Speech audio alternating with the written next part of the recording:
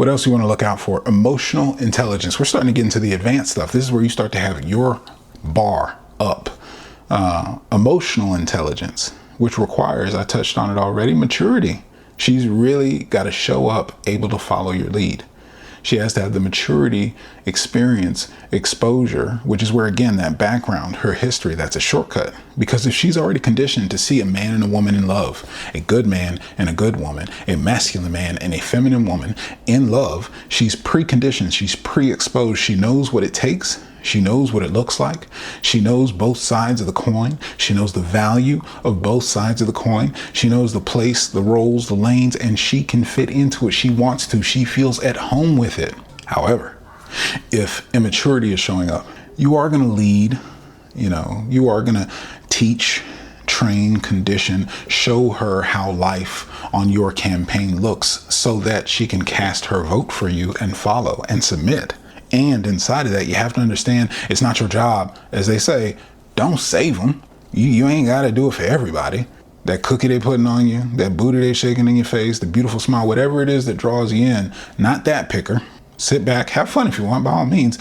But beyond that, if you're talking about anything longer, if you're going to give your commitment, your loyalty, your protection, your containment, your resources, your time, your accesses, any of it, because you got to know your worth. I'm going to give you all the checklist too. Make sure that she's worth it. You need to be qualifying her. Maturity needs to be there so that she knows, oh, somebody's got to lead. I'm going to let him get that. I can just relax. And she doesn't have to let you because you are showing up. But if she's battling with you, if she doesn't know how to let go, if she doesn't know how to stop resisting submission, these are great conversations to bring up, by the way. These are great ways to qualify and filter and screen. If submission triggers her, if she gets upset to think about a strong man leading, these are signs and indicators. Now, there's education. Mature people can communicate. And of course, you can, and I would say should, ideally, as an MGM standard, mature, grounded, masculine man, you're going to have world experience, knowledge, wisdom. Like I said, on our side of the coin, we get more and more valuable. You keep building yourself up. You go higher and higher levels and levels.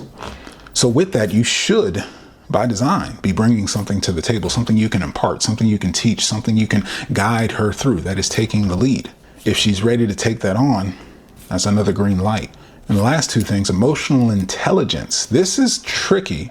And I say that because, again, femininity doesn't have responsibility, but also the condition of the majority of women, modern women, and less so much for feminine women. However, that's why it's an indicator. Because if this isn't showing up, you may not be dealing with a feminine woman. But an emotionally intelligent woman is going to perceive, relate, be empathetic, and be able to feel others' emotions. She is connected and nurturing and wants to cultivate dynamic relationships.